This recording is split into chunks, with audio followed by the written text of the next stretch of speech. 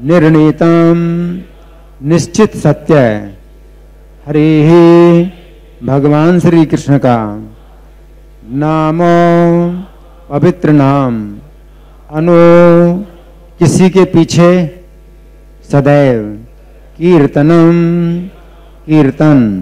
अनुवाद मेरे पीछे बोले, हे राजन, महान अधिकारियों का अनुगमन करके भगवान के पवित्र नाम का निरंतर कीर्तन उन समस्त लोगों के लिए सफलता का निसंशय तथा निर्भीक मार्ग है, जो समस्त भौतिक इच्छाओं से मुक्त हैं अथवा जो समस्त भोगों के इच्छुक हैं, और उन लोगों के लिए भी जो दिव्य ज्ञान के कारण आत्मतुष्ट हैं। तात्पर्य प्रभुपाद जी के द्वारा श्रील प्रभुपाद की। पिछले श्लोक में मुकुंद के प्रति आसक्ति प्राप्त करने की नितांत आवश्यकता का प्रतिपादन हुआ है। ऐसे विभिन्न प्रकार के लोग होते हैं जो नाना प्रकार के उद्देश्यों में सफलता प्राप्त करने के इच्छुक होते हैं। सामान्यतया ये लोग भौतिकतावादी होते हैं, जो भौतिक तृप्ति का सर्वाधिक भोग करना चाहते हैं। उनके बाद अध्यात्मवादी होते हैं, जिन्होंने भौतिक भोग की प्रकृति के विषय में पूर्ण ज्ञान प्राप्त कर लिया है, और इस तरह वे जीवन की भ्रामक शैली से दूर रहते हैं। न्यूनाधिक वे आत्म साक्षात्कार द्वारा अपने आप में संतुष्ट रहते हैं। इनसे भी ऊपर भगवत भक्त होते हैं, जो ना तो भौतिक जगत को भोगने की कामना करते हैं और ना ही इससे छुटकारा पाने की इच्छा करते हैं। वे भगवान श्री कृष्ण को तुष्ट करने में लगे रहते हैं। दूसरे शब्दों में भगवत भक्त अपने खुद के लिए कोई कामना नहीं करते। यदि भगवान की इच्छा हो तो भक्त समस्त भौतिक सुविधाओं को स्वीकार करते हैं, और यदि भगवान इसे नहीं चाहते तो भक्तगण समस्त प्रकार की सुविधाएं, यहाँ तक कि मोक्ष को भी ताक पर रख सकते हैं। नहीं वे आत्मतुष्ट होते हैं, क्योंकि वे केवल भगवान की ही तुष्टि चाहते हैं। इस श्लोक में श्रील सुखदेव गोस्वामी भगवान के दिव्य कीर्तन की संस्तुति करते हैं। भगवान के पवित्र नाम के निरपराध भाव से कीर्तन तथा श्रवण से मनुष्य पहले भगवान के दिव्य रूप से परिचित होता है, फिर भगवान के गुणों से, और तब उनकी लीलाओं इत्यादि की दिव्य प्रकृति से परिचित होता है। यहाँ पर इसका उल्लेख हुआ है कि भगवान नाम को अधिकारियों से सुनकर उसका निरंतर कीर्तन करना चाहिए। इसका अर्थ यह हुआ कि अधिकारियों से श्रवण करना पहली शर्त है। पवित्र नाम का श्रवण करते रहने से मनुष्य क्रमशः भगवान के रूप, गुण, लीलाओं आदि के विषय में श्रवण करने की अवस्था को प्राप्त होता है, और इस तरह उत्तरोत्तर उनकी महिमा के कीर्तन की आवश्यकता उत्पन्न होती है। ये विधि न केवल भक्तिमय सेवा की सफल संपन्नता के लिए संस्तुत की गई है, अपितु उन लोगों के लिए भी संस्तुत की गई है जो भौतिक रूप से आसक्त हैं। श्रील सुखदेव गोस्वामी के अनुसार सफलता प्राप्त करने की यह सुस्थापित विधि है, जो न केवल उनके द्वारा अपितु समस्त अन्य पूर्ववर्ती आचार्यों द्वारा निश्चित की गई है। अतएव और आगे प्रमाण देने की आवश्यकता नहीं रह जाती। यह विधि न केवल आदर्शवादी सफलता के विभिन्न विभाग के जिज्ञासुओं के लिए संस्तुत है, अपितु उन लोगों के लिए भी है जिन्होंने कर्मी, दार्शनिक या भगवत भक्त के रूप में पहले ही सफलता प्राप्त कर ली है। श्रील जीव गोस्वामी का उपदेश है कि भगवान के पवित्र नाम का जप उच्च स्वर से और साथ ही पद्म पुराण की संस्तुति के अनुसार निरपराध भाव से संपन्न किया जाना चाहिए। मनुष्य भगवान की शरण में जाकर समस्त पाप कर्मों के प्रभावों से अपने को उबार सकता है। मनुष्य भगवान के पवित्र नाम की शरण लेकर अपने को भगवान के चरण कमलों के प्रति किए गए अपराधों से छुड़ा सकता है। यदि कोई भगवान नाम के चरणों पर अपराध करता है तो वह अपने को बचा नहीं सकता। पद्म पुराण में ऐसे अपराधों का उल्लेख है जिनकी संख्या 10 बताई गई है। पहला अपराध उन महान भक्तों को कलंकित करना है जिन्होंने भगवान की महिमा का प्रचार किया है। दूसरा अपराध है भगवान के पवित्र नामों को संसारिक ख्याति के रूप में देखना। भगवान समस्त ब्रह्मांडों के स्वामी हैं, अतः वे विभिन्न स्थानों में विभिन्न नामों से जाने जा सकते हैं, किंतु इससे भगवान की किसी तरह पूर्णता सिद्ध नहीं होती। भगवान के लिए प्रयुक्त कोई भी नाम शब्दावली अन्य किसी भी नाम जैसी पवित्र है, क्योंकि वे सभी भगवान के निमित्त हैं। ऐसे पवित्र नाम भगवान के ही समान शक्तिशाली होते हैं और सृष्टि के किसी भी भाग में भगवान के किसी एक स्थानीय तौर पर परिचित नाम का कीर्तन करने तथा भगवान की महिमा के गायन करने में कोई रोक टोक नहीं है। सारे नाम कल्याणप्रद हैं और मनुष्य को चाहिए कि ऐसे नामों में भौतिक व्यापारिक वस्तु की तरह भेदभाव नहीं समझे। तीसरा अपराध है प्राधिकृत आचार्य या गुरु के आदेशों की उपेक्षा करना। चौथा अपराध शास्त्रों को या वैदिक ज्ञान को कलंकित करना है। पांचवा अपराध भगवान के पवित्र नाम को अपनी संसारिक गणना के अनुसार परिभाषित करना है। भगवान का पवित्र नाम भगवान से अभिन्न है और मनुष्य को चाहिए कि भगवान के पवित्र नाम को उनसे अभिन्न समझे। छठा अपराध है पवित्र नाम की मनमानी व्याख्या करना। ना तो भगवान काल्पनिक हैं, न ही उनका पवित्र नाम काल्पनिक है, किंतु कुछ ऐसे अल्पज्ञ लोग हैं जो भगवान को पूजक की कल्पना मानते हैं और इस तरह उनके पवित्र नाम को काल्पनिक समझते हैं। ऐसे भगवान नाम के जप को पवित्र करने वाले नाम के जप में वांछित सफलता प्राप्त नहीं हो सकती। सातवां अपराध है पवित्र नाम के बल पर जानबूझकर पाप करना। शास्त्रों में कहा गया है कि केवल पवित्र नाम भगवान नाम के जप से समस्त पाप कर्मों के प्रभावों से छूटा जा सकता है। जो व्यक्ति इस दिव्य विधि का लाभ उठाता है और इस उम्मीद से पाप करता जाता है कि भगवान के पवित्र नाम के जप से पापों के प्रभाव निरस्त होते रहेंगे, तो वह पवित्र नाम के चरणों पर सबसे बड़ा अपराधी है। ऐसा अपराधी शुद्धि की किसी भी संतुलित विधि से अपने को शुद्ध नहीं कर सकता। दूसरे शब्दों में, भले ही भगवान के पवित्र नाम के जप के पूर्व कोई पापी हो, लेकिन भगवान के पवित्र नाम की शरण ग्रहण कर लेने पर और सुरक्षित बन जाने पर मनुष्य को चाहिए कि वो इस आशा से पाप करने से विलग रहे कि ये पवित्र नाम जप उसकी रक्षा करेगा। आठवां अपराध है भगवान के पवित्र नाम तथा उसकी जप विधि को किसी भौतिक शुभ कर्म के तुल्य समझना। भौतिक लाभ के लिए अनेक प्रकार के शुभ कर्म होते हैं, लेकिन पवित्र नाम तथा इसका जप केवल पवित्र शुभ सेवा नहीं है। निस्संदेह पवित्र नाम पवित्र सेवा है, लेकिन इसका उपयोग ऐसे कार्यों के लिए नहीं किया जाना चाहिए। क्योंकि पवित्र नाम तथा भगवान एक ही सत्ता है, अतः पवित्र नाम को मानवता की सेवा में नहीं घसीटना चाहिए। भाव यह है कि परमेश्वर परम भोक्ता हैं, वे ना तो किसी के सेवक हैं, न ही किसी के आदेश पालक हैं। इसी प्रकार चूंकि भगवान का पवित्र नाम भगवान से अभिन्न है, अतः पवित्र नाम का उपयोग निजी सेवा के लिए नहीं किया जाना चाहिए। नवा अपराध है ऐसे लोगों को पवित्र नाम की दिव्य प्रकृति के विषय में उपदेश देना जो भगवान के पवित्र नाम का जप नहीं करना चाहते। यदि ऐसा उपदेश अनिच्छुक श्रोतागण को दिया जाता है तो इस कार्य को पवित्र नाम के चरणों पर अपराध माना जाता है। 10वां अपराध है पवित्र नाम की दिव्य प्रकृति के विषय में सुनने के बाद भी भगवान के पवित्र नाम के प्रति अरुचि प्रदर्शित करना। भगवान के पवित्र नाम के जप से जो प्रभाव अनुभव किया जाता है वो है झूठे अहंकार की धारणा से जप करने वालों की मुक्ति। झूठा अहंकार अपने को विश्व का भोक्ता समझने तथा ये सोचने के कारण प्रकट होता है कि विश्व की सारी वस्तुएं उसी के उपयोग के लिए हैं। सारा भौतिकतावादी जगत मैं तथा मेरा के झूठे अहंकार के वशीभूत है, किंतु ऐसी भ्रांत धारणा से मुक्त होना ही पवित्र नाम के जप का असली प्रभाव होता है। हरे कृष्ण। आपने तात्पर्य ध्यान से सुना? नहीं, बहुत लंबा तात्पर्य था।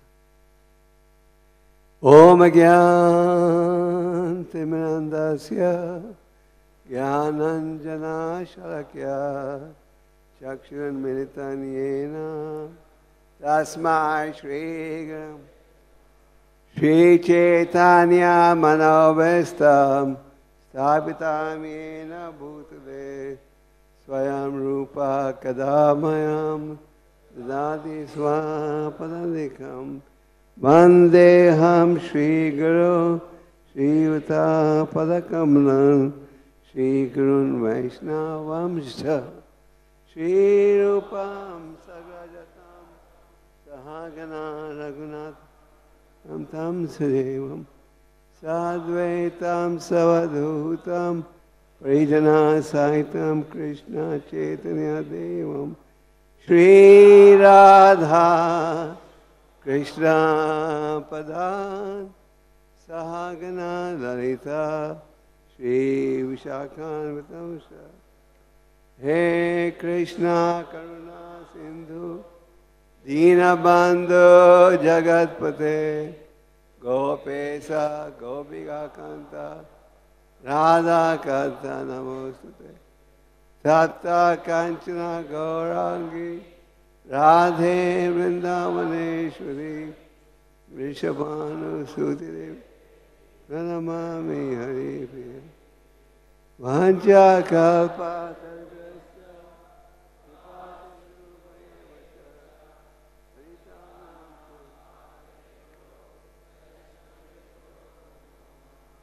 जय श्री कृष्ण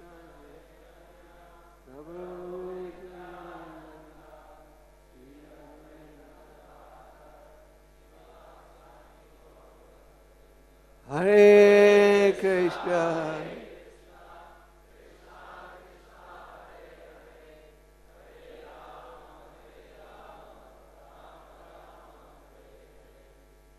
हरे कृष्ण एतानिर्विद्यमानानाम् इच्छातम् अकुतो भयम् योगिनां निर्निर्णितं हे नाम कीर्तनम।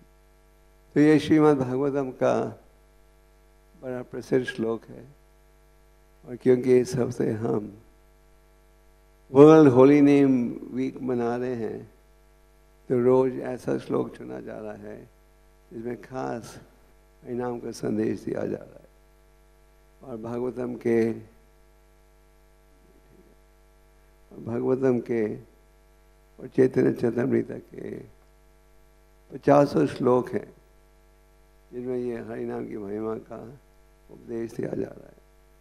तो ये श्लोक का उच्चारण सुखदेव गोस्वामी कर रहे हैं और सुखदेव गोस्वामी ये उपदेश किसको दे रहे हैं? परीक्षित महाराज को। परीक्षित महाराज को एक ब्राह्मण ने श्राप दिया था श्रृंगी ने, इस साधन के पश्चात उनकी मृत्यु हो जाएगी। तो परीक्षित महाराज ने उस समय के संतों को निमंत्रण देकर पूछा, जिस व्यक्ति का अंत आने वाला है उसे क्या करना चाहिए? सुखदेव गोस्वामी बड़े प्रसन्न थे उनके प्रश्न से और इस अध्याय में उपदेश देना आरंभ कर रहे हैं। तो आज के श्लोक में सुखदेव गोस्वामी क्या कह रहे हैं? कह रहे हैं निरंतर भगवान के नामों का उच्चारण करना चाहिए क्योंकि यह है मार्ग जो कि महान आचार्यों ने दिया है। ये जो हरि नाम का उच्चारण है इसका गुणगान शास्त्र में है। शास्त्र में अनेक श्लोक हैं जिनमें इस विषय पर बल दिया जा रहा है। तो सुखदेव गोस्वामी कह रहे हैं कि हमें निरंतर भगवान के नामों का उच्चारण करना चाहिए और यह है मार्ग जो कि महान अधिकारियों ने दिया है। जैसे कि श्रीमद् भागवतम में जब परीक्षित महाराज ने पूछा, ये बताओ कैसे पतितों का उद्धार होगा कलियुग में। जो भगवान के वैष्णव भक्त हैं उनकी ये इच्छा रहती है कि सबका उद्धार हो जाए, ना केवल उनका उद्धार। यह है वैष्णव का भाव। तो परीक्षित महाराज ने पूछा, बताइए कैसे सबका उद्धार होगा? जिसके उत्तर में सुखदेव गोस्वामी ने क्या कहा?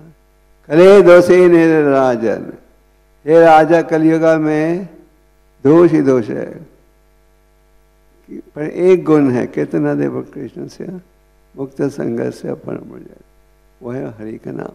तो इस प्रकार शास्त्र में अनेक श्लोक हैं जिसमें हरि नाम की महिमा का गुणगान किया जा रहा है। तो एक बार फिर से शुकदेव गोस्वामी हमें हरि नाम की महिमा दे रहे हैं। श्रीमद् भागवतम के प्रथम स्कंद में कई श्लोक हैं जहाँ वो हरि नाम की महिमा कर बैठे हैं। श्रीमता स्वाखत कृष्णा पुण्य श्रवण कीर्तना। शुकदेव गोस्वामी सूत गोस्वामी प्रथम अध्याय में प्रथम स्कंद में कहते हैं कि भगवान के दिव्य नामों के उच्चारण से जो हृदय में मैल है वो दूर हो जाती है। वही भाव इस दूसरे स्कंद में भी है। यही भाव 12वें स्कंद तक आपको प्राप्त होते जाएगा। बार बार हरि नाम की महिमा सुनने की आवश्यकता है। अगर आप ध्यान से प्रभुपाद और महान आचार्यों के तात्पर्य को पढ़ो तो देखोगे बार बार इसी विषय पर बल दिया जा रहा है। क्या ये हरि नाम एक साधन है भगवत प्राप्ति के लिए इस कलयुग में। तो आज के श्लोक में शुकदेव गोस्वामी कह रहे हैं कि ना ही हमें भगवान के नामों का उच्चारण करना चाहिए, क्योंकि यह मार्ग हमें महान आचार्यों ने दिया है, पर ये उच्चारण निरंतर होना चाहिए। ये नहीं कि हमने 5 मिनट के लिए कर लिया। और यह है मार्ग जो बिना शंका के हर व्यक्ति अपना सकता है। और शुकदेव गोस्वामी आगे कहते हैं हरि नाम सबके लिए लाभदायी है। वो जो कि जीवन के लक्ष्य को प्राप्त करना चाहते हैं, पर कई जुड़ते हैं जिनकी भौतिक इच्छाएं रहती हैं। तो शुकदेव गोस्वामी इस श्लोक में कह रहे हैं अगर आपकी भौतिक इच्छा भी है तो भी हरि नाम को स्वीकार करो। अगर आपके पास ज्ञान है, आप शुद्ध भक्ति का पालन करना चाहते हो तो भी हरि नाम का जाप करो। हर स्थिति में यह हरि नाम का जाप हमें करना चाहिए। जैसे चैतन्य महाप्रभु श्री शास्त्र में कहते हैं, हे भगवान आपने अपने नामों में पूरी शक्ति डाली है, तो मैं इतना दुर्भाग्यशाली हूँ, मैं इनकी तरफ आकर्षित नहीं हो रहा। तो तात्पर्य में प्रभुपाद जी अनेक महत्वपूर्ण विषयों की चर्चा कर रहे हैं। प्रभुपाद जी सबसे पहले तो ये स्थापित करते हैं कि हरि नाम एक माध्यम है और ये है शास्त्रों का प्रमाण। ये शास्त्रों का प्रमाण है। चैतन्य महाप्रभु स्वयं भगवान है जो कि प्रकट हुए थे हरि नाम का प्रचार बढ़ाने के लिए। चैतन्य महाप्रभु उनके साथ ही उन्होंने बिना भेदभाव के हरि नाम का प्रचार किया। उन्होंने ये नहीं देखा कौन योग्य है कौन नहीं है। उदाहरण दिया जाता है जैसे कि वर्षा जब गिरती आती है वो ये नहीं देखती यहाँ खेती है या पहाड़ है, हर जगह बारिश गिरता है। तो चैतन्य महाप्रभु उनके साथियों ने भक्ति का जो भंडारा था उसको खोलकर खुले रूप से ये हरि नाम बांटा सबके लिए। ये हरि नाम है सबके लाभ के लिए। तो इस तात्पर्य में प्रभुपाद जी आगे जाकर पद्म पुराण का वर्णन करते हैं। यहाँ की पद्म पुराण में कहा गया है कि हमें अपराधों से बचना चाहिए। जैसे चैतन्य चरितमृत में कहा गया है, भाव जन्म करे यदि श्रवण कीर्तना तबुत न पाया कृष्ण पदे प्रेम धना। आप अनेक जन्मों तक हरि नाम का जाप करते जाओ, पर अगर आप अपने आप को अपराधों से नहीं बचाओगे तो हरि नाम का पूरा लाभ नहीं होगा।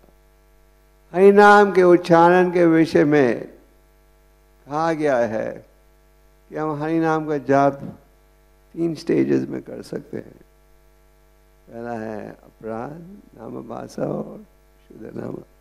शुरू में आप जाप करना शुरू करते हो, 1 2 3 नियमों का पालन करते हो और अपराधों का ज्ञान नहीं है आपको, पर जाप का लाभ हर स्थिति में है।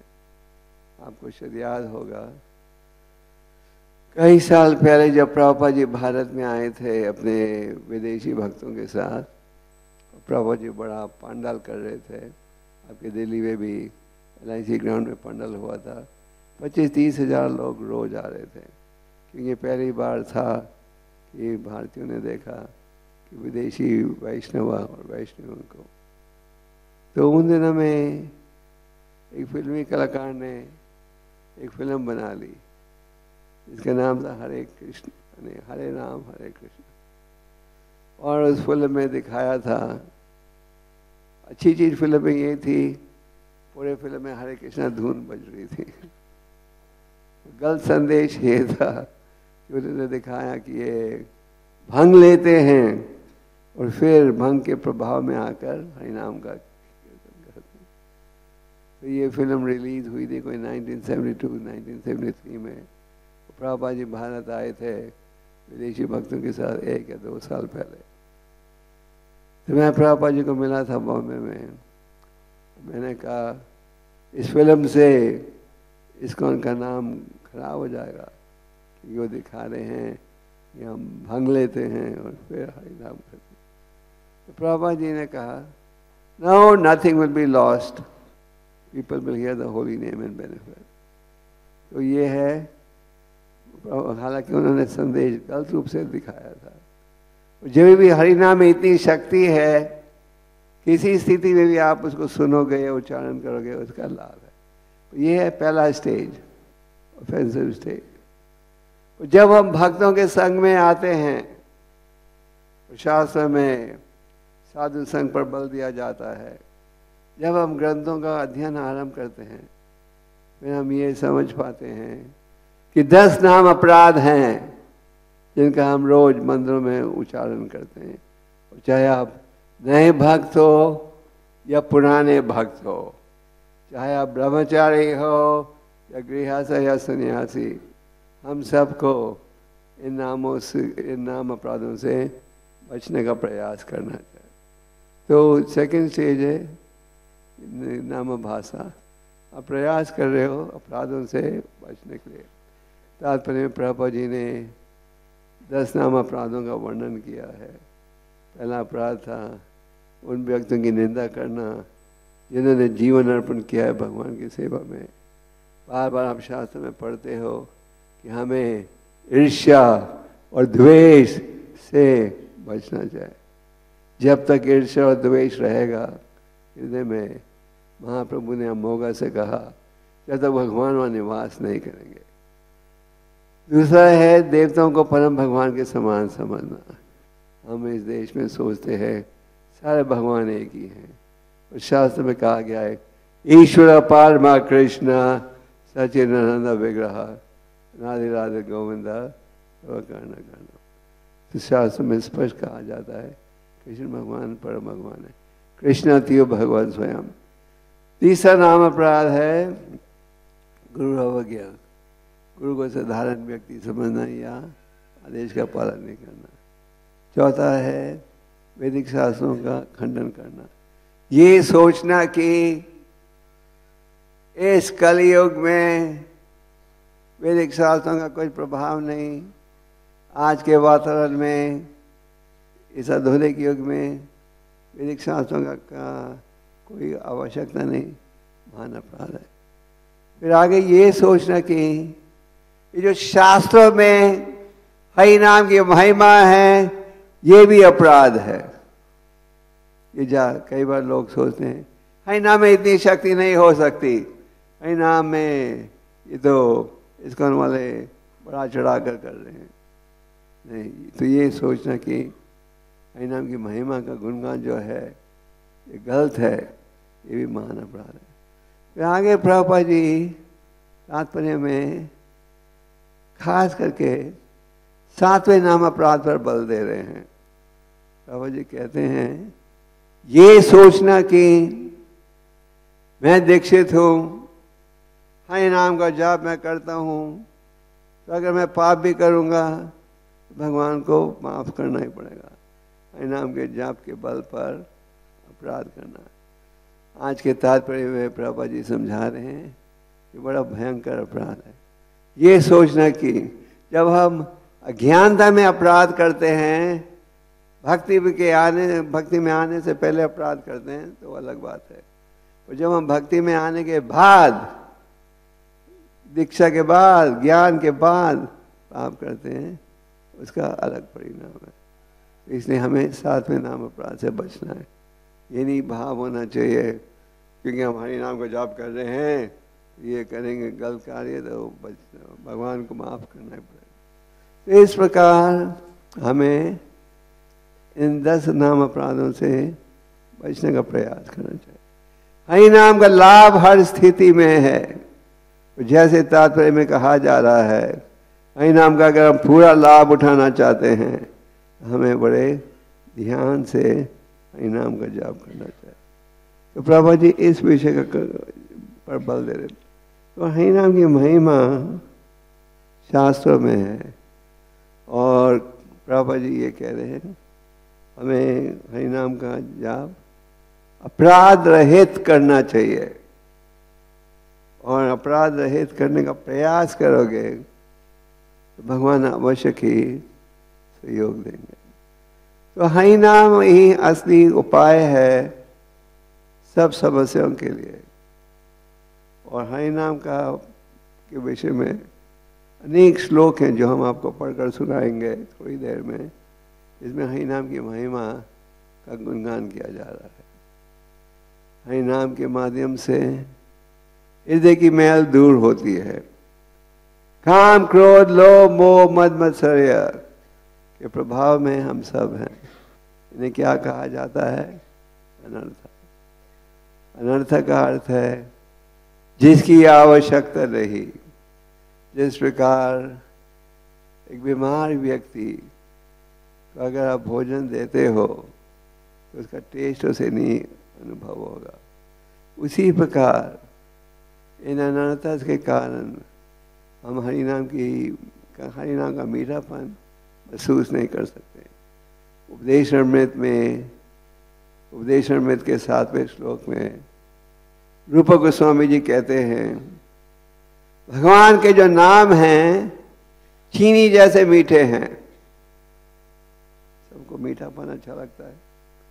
भगवान के नाम चीनी जैसे मीठे हैं। भगवान की जो लीलाएं हैं वो भी चीनी जैसे मीठे हैं।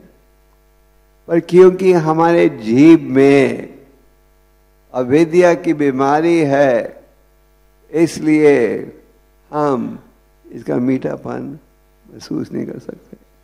तो ये प्रभुपाद जी अक्सर जॉइंटिस का उदाहरण देते थे कि जब जॉइंटिस बीमारी हो आपको, अगर आपको गन्ने का रस भी दिया जाए, आप उसका रस का टेस्ट अनुभव नहीं कर पाओगे। तो रूप गोस्वामी जी कह रहे हैं भगवान के नाम तो मीठे हैं। मीठे हैं तो उसका ये भाव होना चाहिए कि हम निरंतर भगवान के नामों का उच्चारण करें। और हम क्या देखते हैं, थोड़ी देर जाप करते हैं और फिर नींद आ जाती है।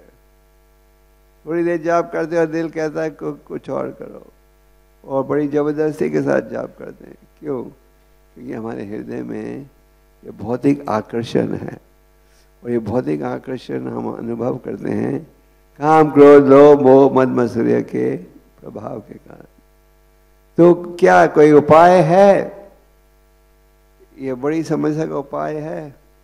रूप गोस्वामी हमें उत्तर देते हैं, कहते हैं विद्या के प्रभाव के कारण हमें मीठापन महसूस नहीं हो रहा, पर अगर हम अपराध रहित उच्चारण करेंगे भगवान के नामों का, ये जो अनर्थ हैं क्या हो जाएगा?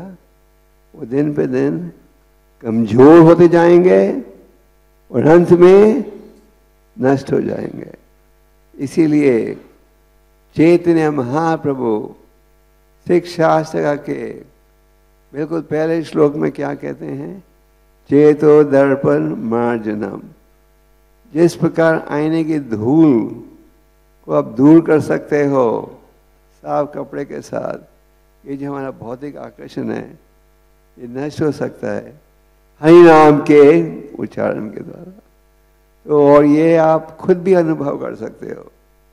आज चैतन्य महाप्रभु जी के संदेश का प्रचार विश्व के हर कोने में हो रहा है। चैतन्य महाप्रभु जी की भविष्यवाणी थी क्या? पृथ्वी आचे जाता नगराधिग्राम सर्वत्र प्रचार है वह नाम। विश्व के हर कोने में क्या होगा?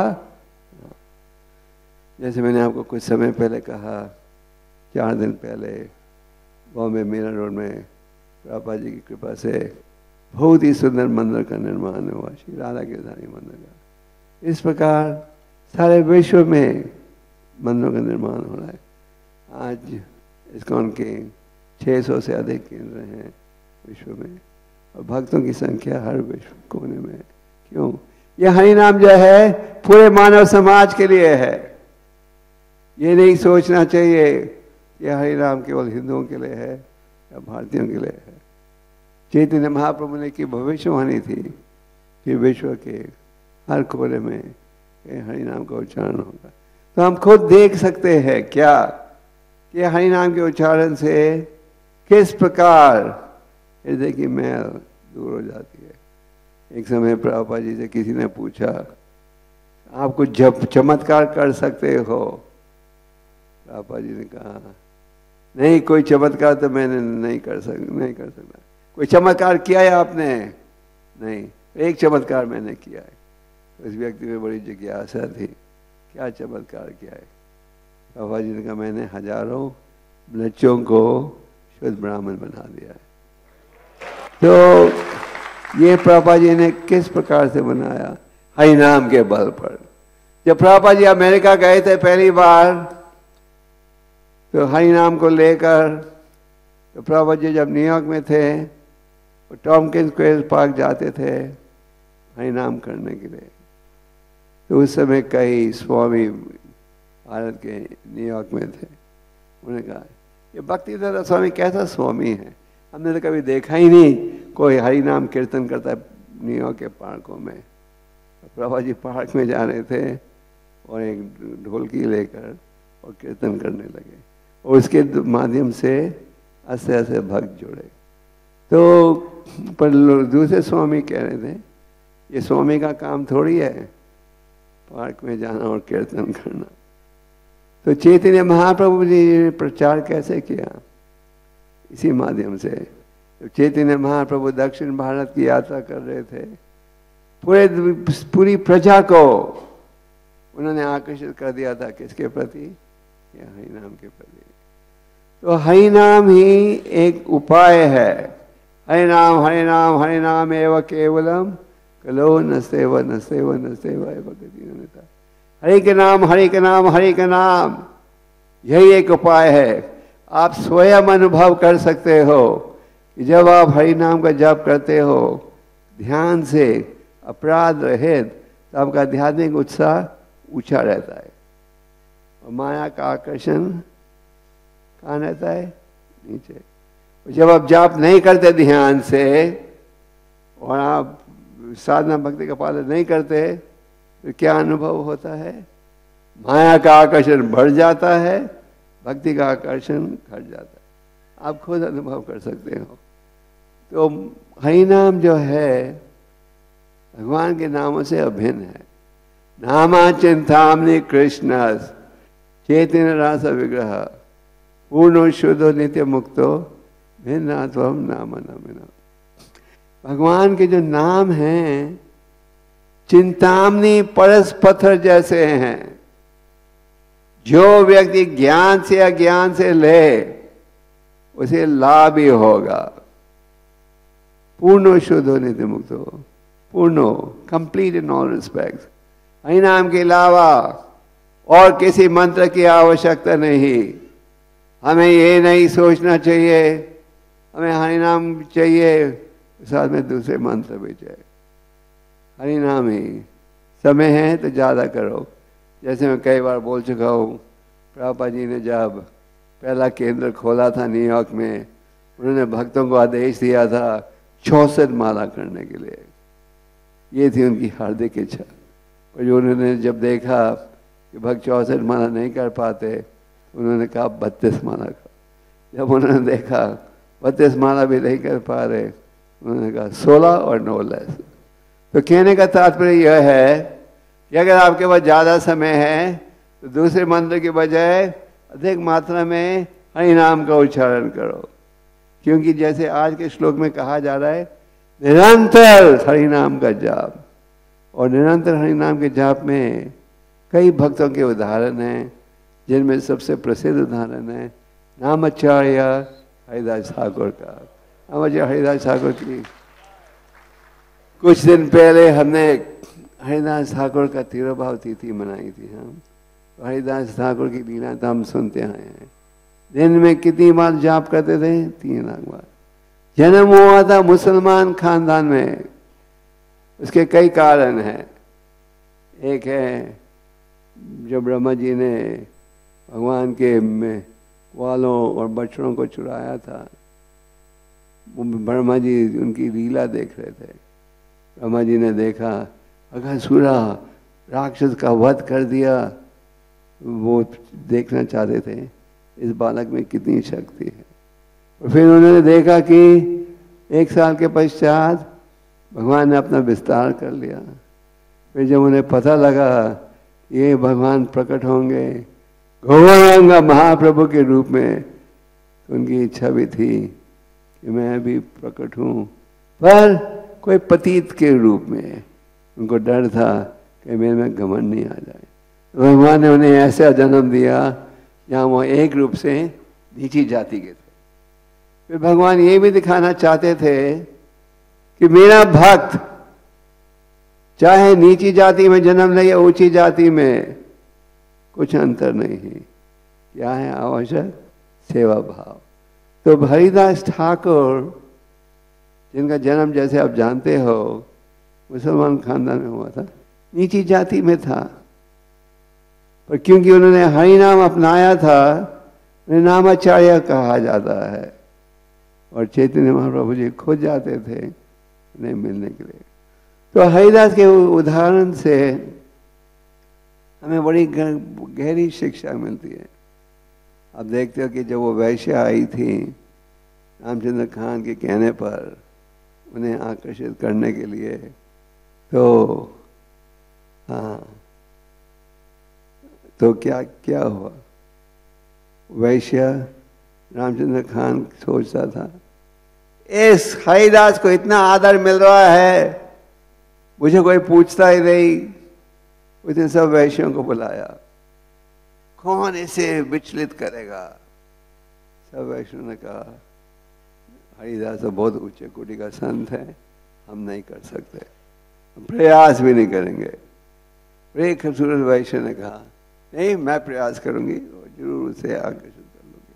अब क्या देखते हो कि ये हरिदास का उच्चारण सुनकर वो खुद ही हरिनाम अपनाने लगी, खुद ही भक्त बन गए। ये है साधु संग का प्रभाव। अगर आप शुद्ध साधु की संगत में रहोगे तो उनका हमारे पर प्रभाव पड़ेगा। और माया देवी की इच्छा थी कि हरिदास की परीक्षा ले। कई देवताओं की परीक्षा भी वो ले बैठी थी। तो माया देवी आई हरिदास के समक्ष और बड़े सुंदर रूप से उन्हें आकर्षित करने का प्रयास कर रही थी। पर अंत में क्या हुआ? माया देवी असफल हुई। उसने बड़े 3 रातों के लिए अपने शरीर को का दर्शन दिया और बड़ा प्रयास किया। हरिदास ने वही मार्ग लिया जो कि वैश्य के साथ लिया था। तो माया देवी आई, हरिदास कहने लगे अब मेरा जाप समाप्त नहीं हुआ, जाप समाप्त करने दो। तो 3 दिन के बाद माया देवी ने क्या मान लिया कि वह असफल थी। प्रभुपाद जी कई बार ये उदाहरण देते थे और इसकी तुलना करते थे विश्वामित्र के उदाहरण से, जो विचलित हो गए कि इनकी पायल सुनकर। मैंने कहा कि और जब हरिदास की परीक्षा ली गई वो सफल निकले। तो अगर हम हरि नाम को अपनाएंगे ध्यान से, अगर हम अपराध रहित जाप करेंगे, जिस प्रकार हरि नाम के माध्यम से हरिदास की सुरक्षा हुई हमारी भी होगी। हमें ये नहीं सोचना चाहिए कि आज हरि नाम में कम शक्ति है, वो तो हरिदास है। हरि नाम जो है, हरि नाम का जो ध्यान से अपराध रहित उच्चारण करेगा, हरि नाम के माध्यम से उनके आध्यात्मिक जीवन की सुरक्षा होगी।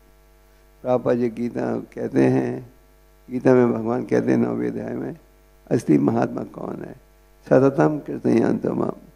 असली महात्मा वो है जो सदा भगवान के नामों का उच्चारण करता है। तो हरि नाम ही एक उपाय है। आप देखते हो हरिदास ठाकुर के विषय में, जो राजा था उसने हरिदास को निमंत्रण दिया और कहा, अभी भी धर्म बदल दो, हरि नाम त्याग दो, इस नाम को स्वीकार करो, नहीं तो तुम्हारी बड़ी बेइज्जती होगी, वो पीटेंगे तुम्हें बाजारों में। हरिदास ने क्या कहा, नहीं, जब उसको धमकी दी गई पीटेंगे, हरिदास ने कहा आप मुझे काट दो, अभी मैंने ये हरि नाम नहीं त्यागा, एक ही भगवान है। तो हरि नाम इस कलियुग के लिए उपाय है। चैतन्य महाप्रभु वाराणसी से गुजर कर वृंदावन गए। उन दिनों में मायावादी सन्यासी वाराणसी में होते थे। प्रकाशानंद सरस्वती हजारों मायावादी सन्यासियों के साथ वृंदावन वाराणसी में उनका निवास का स्थान था। उन्होंने देखा कि चैतन्य महाप्रभु जो कि छोटी आयु में ही संस्कृत के बड़े विद्वान बन गए थे, इसलिए उनका एक नाम था निमाई पंडित। ये चैतन्य महाप्रभु सदा हरि नाम का उच्चारण करते हैं। उन्होंने उनकी बड़ी निंदा की, ये कैसा सन्यासी है, हमारे साथ बैठकर वेदांत सूत्र का अध्ययन करने के बजाय पागलों जैसे सड़कों में नाचता है और गाता है, ये कैसा सन्यासी है। तो महाप्रभु के कई भक्त थे, खास करके तपन मिश्रा, चंद्रशेखर और एक महाराष्ट्रीय ब्राह्मण। उन्होंने ये आलोचना सुनी, उन्हें अच्छा नहीं लगा। खैर महाप्रभु वाराणसी से गुजर कर वृंदावन गए थे। जब वो लौट रहे थे तो फिर चंद्रशेखर के घर में रुके। तो महाराष्ट्र ब्राह्मण ने कहा, हम सह नहीं सकते, ये मायावादी सन्यासी आपकी इतनी निंदा कर रहे हैं, आप कृपा करके उन्हें मिलिए। महाराष्ट्र ब्राह्मण के घर में महाप्रभु गए और ये मायावादी सन्यासी भी आए। मायावादी सन्यासी सब बैठे थे ऊंचे मंच पर। अब चैतन्य महाप्रभु वहां पहुंचे, उन्होंने अपने वो बैठे कहाँ, जहाँ पाँव धोए जाते हैं, बड़े विनम्रता का भाव, और वहां बैठे। तो महाप्रभु ने अपनी दिव्य लीला प्रकट की।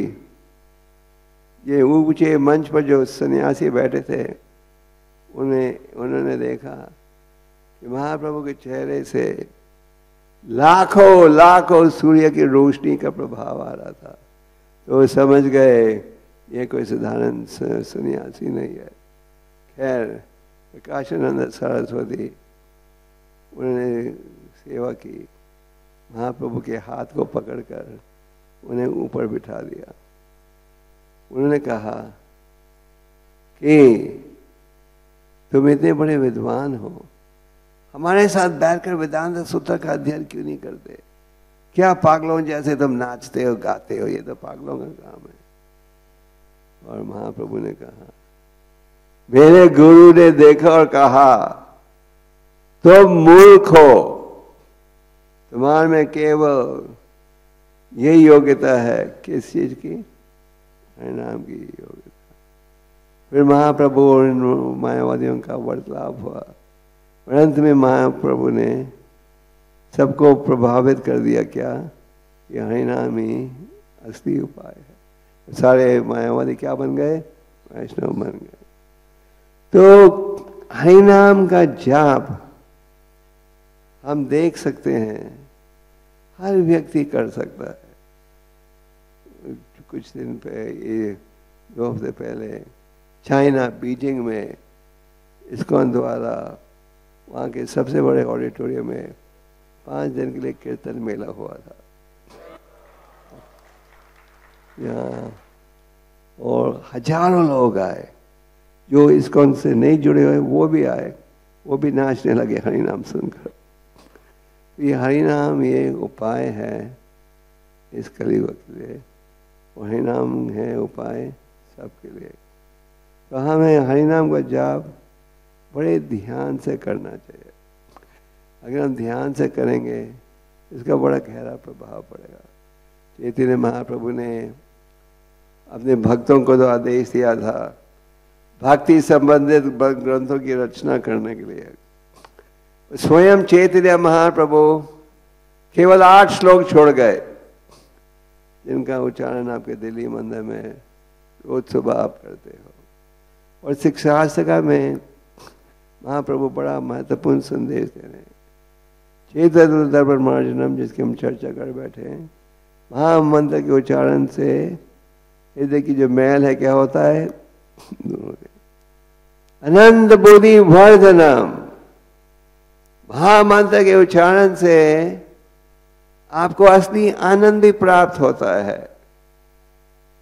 भौतिक कार्य के द्वारा जो आनंद प्राप्त होता है वो असली आनंद नहीं है। क्या कारण है? लोग हरिनाम को अपना रहे हैं क्योंकि कुछ अनुभव कर रहे हैं।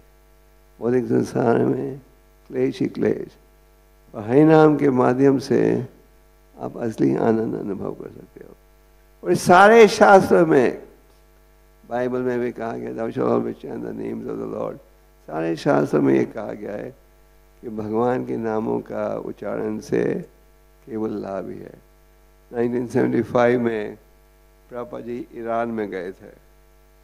उन दिनों में शाह का राज्य था, तो कई मुसलमान स्कॉलर प्रभुपाद जी को मिलने आए थे। तो प्रभुपाद जी उन्होंने कहा, "If you don't want to chant Hare Krishna, chant the names of Allah, but chant भगवान का नाम लो।" तो भगवान का नाम में, भगवान के नामों में पूरी शक्ति है। भगवान के नाम भगवान से भिन्न है। ये जो हरे कृष्ण मंत्र है, इसे महामंत्र कहा जाता है। केवल मंत्र नहीं, मंत्र का अर्थ है जिसके उच्चारण से मन को शांति आए। और ये हरे कृष्ण मंत्र को क्या कहा जाता है? महामंत्र।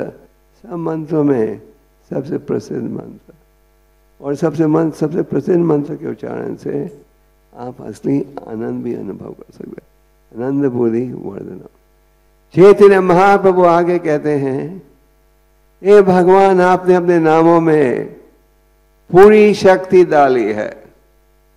भगवान ने अपने नामों के उच्चारण में पूरी शक्ति डाली है। पर मैं इतना दुर्भाग्यशाली हूं क्योंकि मैं नामों के प्रति आकर्षित नहीं होता। तो भगवान के नामों में पूरी शक्ति है। भगवान के नाम वो अभिन्न है। अगर आपको कोई फोन करे, आप मंदिर में हो, आप उत्तर नहीं दे पाओगे। भगवान के नामों में, भगवान में कोई अंतर नहीं। तो भगवान के नामों में पूरी शक्ति है। चैतन्य महाप्रभु हमें उपदेश देते हैं कि इस प्रकार आप भगवान के नामों का उच्चारण। भक्ति विज्ञान स्वामी, यस, भक्ति विज्ञान स्वामी, हाय कृष्ण, वेलकम। ओके, तो चैतन्य महाप्रभु कहते हैं, अगर आप चाहते हो कि आप सदा भगवान के नामों का उच्चारण करो, तो किस चीज की आवश्यकता है? क्या भाव होना चाहिए? नादपि सुनिचेन रोरपि सर अमानी न मना देना कितना निशाने। अगर आप चाहते हो कि हम सदा हरि नाम का जाप करें, आप में से कितने भक्त हो इस सभा में जो चाहते हो कि आप सदा हरि नाम का उच्चारण करो? सब। ये तो बड़ी अच्छी सभा है, शुद्ध भक्तों की सभा है। तो अगर आप चाहते हो कि सदा हरि नाम का जाप करो, महाप्रभु ने क्या आदेश दिया था, क्या भाव होना चाहिए? त्रिनादपि तरोरपि अमानी न मन देना कितना दे सारे। अपने आप को घास से भी ज्यादा पतित, घास के ऊपर सब चलते हैं पर घास से भी ज्यादा पतित, पेड़ से भी ज्यादा सहनशील। पेड़ कितना सहनशील होता है, पेड़ सर्दी में गर्मी में हर चीज, सर्दी में सर्दी को सहता है। सर्दी में आपको ठंड लगती है, आप कहते हैं हीटर चला दो। गर्मी में आपको एसी चाहिए, पंखा चाहिए। तो पेड़ का भी कहता है मुझे पंखा दो, एसी, मुझे हीटर दो, सर्दी हो, गर्मी हो सर्दी हो, पेड़ सहता। तो महाप्रभु ने इस महत्वपूर्ण श्लोकों में हमें क्या संदेश दिया है? एक तो हमें अपने आप को बड़ा पतित मानना चाहिए। चैतन्य चरितामृत में कहा गया है कि भक्त का एक लक्षण ये रहता है कि अगर उसमें गुण हो भी, वो सोचता है मेरे में कोई गुण नहीं, सब गुण दूसरों में है। कुछ दिन पहले आपने राधाष्टमी उत्सव मनाया था, राधा रानी जी की लीलाओं का स्मरण किया होगा। राधा रानी जी में अनेक गुण हैं, अनेक गुणों में एक गुण राधा रानी का यह है कि वो क्या सोचती है, सारे भक्त मेरे से अच्छे हैं, सब मेरे से अच्छे हैं, मैं सबसे निकम्मी हूँ, सबका भाव अच्छा है। ये भाव होना चाहिए राधा रानी का भाव। राधा रानी सोचती हैं सारे भक्त मेरे से अच्छे हैं, हम क्या सोचते हैं, हम सबसे अच्छे हैं। राधा रानी सोचती है सब मेरे से अच्छे हैं, और हम सोचते हैं हम तो भगवान की खास देन है। तो चैतन्य महाप्रभु कह रहे हैं अगर आप चाहते हो कि अब सदा भगवान के नामों का उच्चारण करो, तो ये महत्वपूर्ण है क्या भाव कि आप अपने आप को घास से भी ज्यादा पति, फिर सहनशील। पेड़ का उदाहरण दिया जाता है। भौतिक संसार में आदर अपमान सुख दुख हमें सहना पड़ेगा। आप जब प्रचार के लिए जाते हो तो भी अपमान भी सहना पड़ता है। जब चैतन्य महाप्रभु ने हरिदास ठाकुर को कहा और नित्यानंद जाओ प्रचार करो, तो नित्यानंद को मदाई ने पत्थर फेंका। तो कहने का तात्पर्य यह है कि जब आप भगवान की सेवा में जुड़ना चाहते हो, चाहे आप किसी भी आश्रम में हो, हमें अत्यंत सहनशील रहना पड़ेगा। अपमान होगा आपका। हरिदास और नित्यानंद को लोग क्या कह रहे थे, ये तो जासूस हैं, हमारे घर में आ रहे हैं देखने के लिए घर में क्या रखा है, फिर बाद में आएंगे चुराने के लिए। और जब ऐसे कहा जाता था तो हंसते थे। तो कई बार हमारा अपमान भी होगा, हमें सह लेना चाहिए। ये उम्मीद नहीं रखनी चाहिए नहीं हमें तो आदर ही आदर चाहिए। फिर अम्माने न मना देना कीर्ति नदी सदारी। दूसरों को आदर दो बिना किसी आदर की उम्मीद रखे हुए। ये नहीं वो हमें आदर नहीं देता हम क्यों दें, नेले पे देला। अगर वो ऐसा भाव रखोगे तो हरी नाम आपकी जीभ से नहीं निकलेगा। पर अगर आपने ये भाव रखा चाहे वो आदर दे या नहीं, मैंने अपना कर्तव्य निभाना है, मैंने आदर देना है, फिर भगवान क्या कहते हैं, कहते नदी सदारी।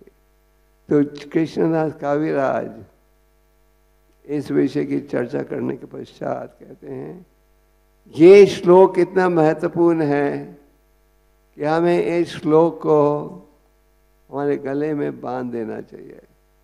दूसरे शब्दों में हमें हमेशा इस विषय का स्मरण करना चाहिए कि अगर हमने हरि नाम का जाप करना है सदा, तो ये विनम्रता का भाव होना चाहिए।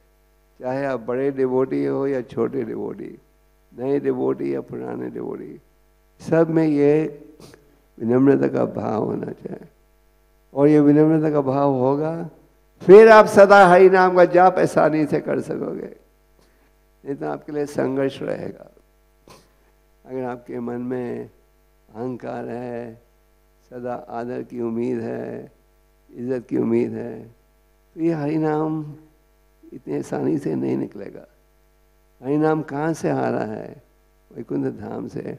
हम जानते नहीं हम कितने भाग्यशाली हैं कि आप हरि नाम के साथ जुड़े हो। इस विश्व में सबसे कीमती चीज क्या है? ये हरि नाम। तो हरि नाम का जाप अगर हम करना चाहते हैं, अगर हम हरि नाम के माध्यम से भगवत प्रेम अनुकूल करना चाहते हैं, तो विनम्रता का भाव बहुत आवश्यक है। कई बार लोग पूछते हैं, हम जानते हैं ये भाव आवश्यक है, पर क्या कारण है? इतनी बार सुना है। ये थोड़ी कि हम जो संदेश दे रहे हैं आज आपको, आप पहली बार सुन रहे हो, अब रोज ही सुनते हो। तो कई बार आप सोचते होंगे रोज ही ये एक ही संदेश, हम तो क्या कारण है? अहंकार। अहंकार बहुत भारी है। शरीर का वजन है 70 किलो, अहंकार का वजन है 150 किलो। तो अहंकार इतना भारी है कि बहुत प्रयास करोगे तो ही पिघलेगा। और ये पिघल सकता है, ये नहीं सोचे कि नहीं पिघल सकता, तो उसके लिए प्रयास करना पड़ेगा। और ये प्रयास है क्या? ये भाव को अनुकूल करना। तो त्रिनाद विसीन चेना का भाव होना चाहिए। अगर हम ये हरि नाम का पूरा लाभ उठाना चाहते हैं, तो कई बार लोग पूछ सकते हैं कि अगर हम विनम्रता का भाव रखेंगे तो लोग हमारा फायदा उठाते हैं, वो सोचते मैं निकम्मा हूँ। तो भक्ति के मार्ग में कोई किसी का फायदा नहीं उठा सकता। अगर आपने ज़्यादा भक्ति कर भी दी, मान लो, इसका लाभ किसको मिलेगा? आपको ही मिलेगा, है ना? इसका लाभ तो आपको, इसका क्रेडिट आपके अकाउंट में जाएगा। तो कई बार हम सोचते हैं वो अगर हम विनम्रता का भाव रखेंगे तो लोग हमारा फायदा उठाएंगे। कोई फायदा नहीं उठा सकता। तो त्रिनाद भी सुनिचेना तरोड़ भी सुना, ये भाव हमें अनुकूल करना चाहिए। तो ये हरि नाम का जाप, जैसे आज के श्लोक में कहा जा रहा है, ये हरि नाम का जाप हमें निरंतर करना चाहिए। ये नहीं 5 मिनट या 10 मिनट के लिए। और निरंतर भाव कर पाओगे अगर हम ये विनम्रता का भाव रखें। इसलिए साधु संगत की आवश्यकता है। और शास्त्रों में नवदा भक्ति का ज्ञान दिया जाता है। सबसे पहला क्या है? श्रवणम और कीर्तनम। तो श्रवणम और कीर्तनम हम सब भक्तों के लिए सबसे महत्वपूर्ण है। तो हरि नाम की महिमा का गुणगान अब हम रोज सुनते हैं, पर माया का प्रभाव इतना तेज है कि हम बड़ी सरलता से भूल भी जाते हैं। तो हमारा भाव होना चाहिए विनम्रता का भाव। और अगर हम ध्यान से हरि नाम को ध्यान जाप करेंगे अपराध रहित, तो आप तेजी के साथ भक्ति में बढ़ सकोगे। फिर तेजी के साथ आध्यात्मिक आनंद प्राप्त होगा और भौतिक सागर के जन्म मृत्यु के बंधन से छुटकारा प्राप्त कर सकोगे। जो हमारे आचार्यों ने हमें पूरी शिक्षा दी है, किस प्रकार आप भगवान के शरणागत हो सकते हो। प्रभुपाद जी के ग्रंथों में बड़े स्पष्ट रूप से शिक्षा दी है। हमें किसी विषय में रिसर्च करने की आवश्यकता नहीं, हमें केवल इसका लाभ उठाना है। हमें हरि नाम करना है और हरि नाम की महिमा का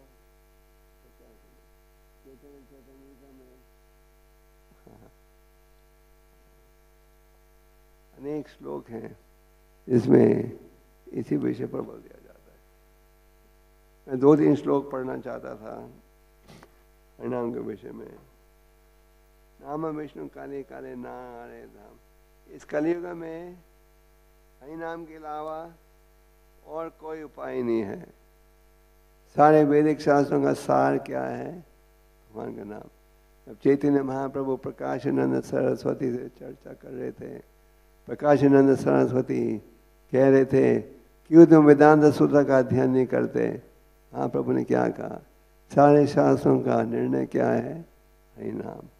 हरि नाम के माध्यम से भगवान के शरणगत हो सकते हो। और अलग अलग युगों में अलग अलग उपाय हैं भगवत प्राप्ति के।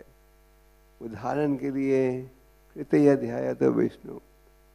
सतयुग में भगवत प्राप्ति का साधन था भगवान का चिंतन करना, और सतयुग में लोग चिंतन कर पाते थे कितने सालों के लिए? 60, 70, 80 हजार, 1 लाख साल आयु थी।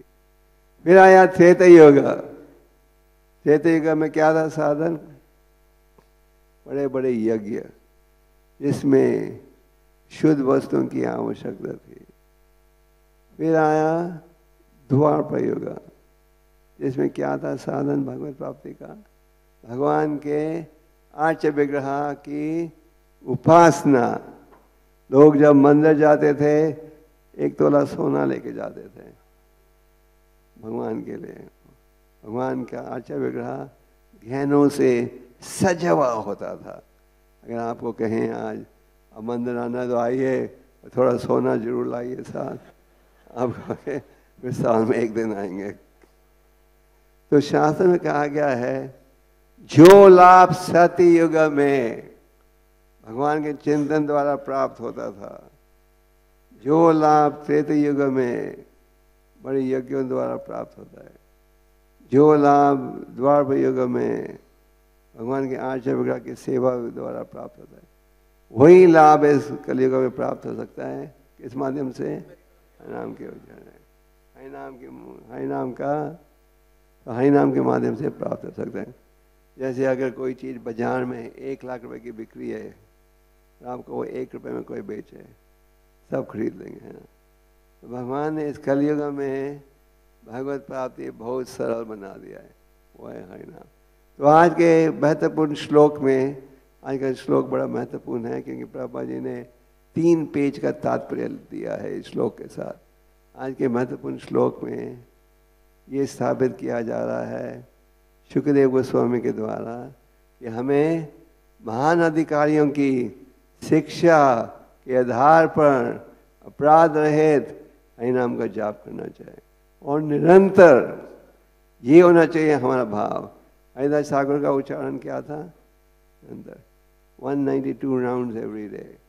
अपनी माला समाप्त के बिना ना हम कुछ खाते थे, ना पीते थे, ना बोलते थे। खैर, हम आपसे ये नहीं कह रहे अभी हरिदास ठाकुर की नकल करो। और हरिदास ठाकुर तो एकांत में रहकर भी जाप कर रहे थे, पर हमारे लिए वो उपाय नहीं है। हमें भक्तों के संग में रहना चाहिए। एक समय प्रभुपाद जी के एक अफ्रीकन शिष्य थे जो अफ्रीका से आए थे, और प्रभुपाद जी से कहने लगे इस भक्त में ये कमजोरी है, इसमें ये कमजोरी है, मैं एकांत में कुटिया बनाकर जाप करना चाहता हूँ।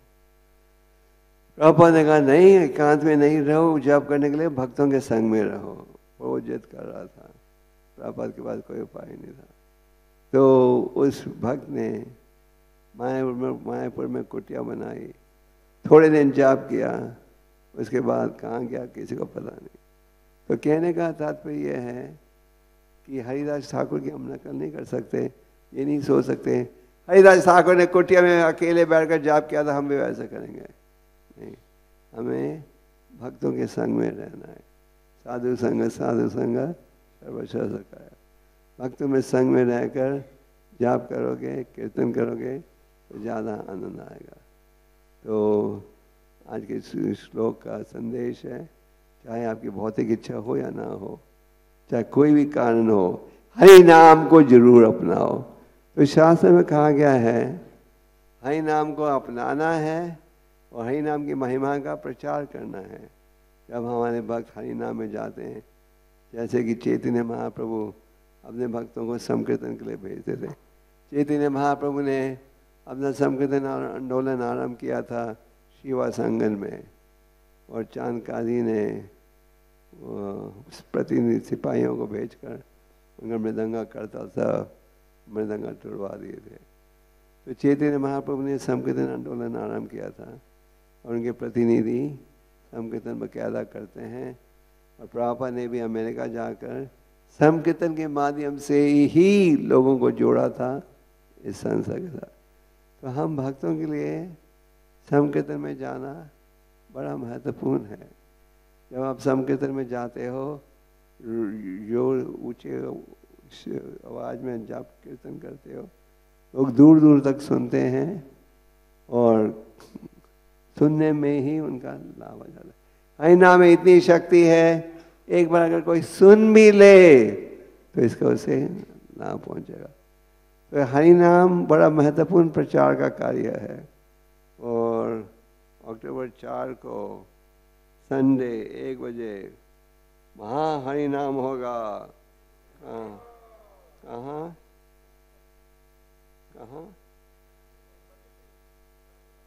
There's no address here. Okay. जो मंदिर से शुरू होएगा 1 बजे, so there will be no lecture 1 o'clock. 1 o'clock. तो 1 बजे अक्टूबर 4 को संडे वाले दिन यहाँ महाहरि नाम होगा। महाहरि नाम नहीं, महाहरि नाम। तो कम से हजारों लोगों को आना चाहिए। कहाँ जाओगे आप?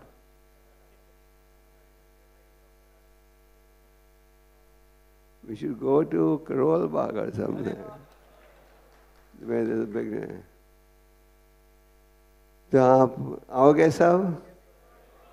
पक्का? सब आओगे? कौन कौन आओगे? हाथ उठा। ओके। बॉम्बे में सारे मंदिर मिलकर हरि नाम कर रहे हैं। ओके, हरे कृष्णा।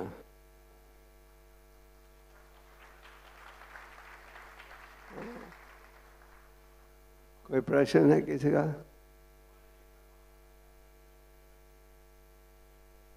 हो गया? तो ये हर हफ्ते जो हमें ये नहीं सोचना चाहिए ये world holy name day week है, तो ये वर्ल्ड होली नेम वीक में हम हरि नाम में जाएंगे, बाकी नहीं। पूरा साल हमें जाना चाहिए। जब आप हरि नाम में जाते हो आपका भी लाभ है, जो हरि नाम सुनता है उसका भी लाभ है। अगर 2-3 भक्त जाएं तो इतना गहरा प्रभाव नहीं पड़ता, और जो वो देखते हैं 50-100 भक्त उसका प्रभाव पड़ता है। लोग देखते हैं और कहते हैं ये लोग इतने खुश हैं।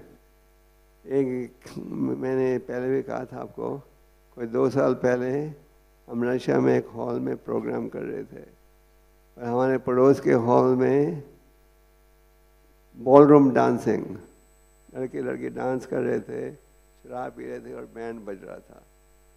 तो हमारे हॉल की आवाज़ उनके हॉल में जा रही थी, उनकी आवाज़ हमारे हॉल में आ रही थी। तो उनमें रुचि थी आकर देखें कि हमारे हॉल में क्या हो रहा है। ये रशियन लोग अंदर आए और देखा भक्त नाच रहे हैं, बड़ी खुशी से गा रहे हैं।